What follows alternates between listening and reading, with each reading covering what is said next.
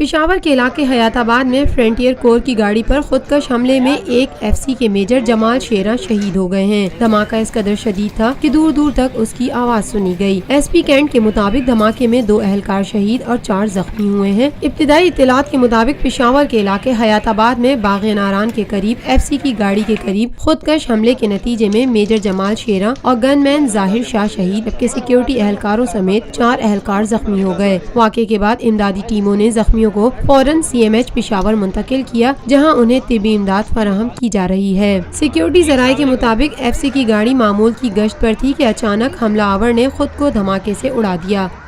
Lotus Lake Towers, a groundbreaking endeavor by Lotus Properties.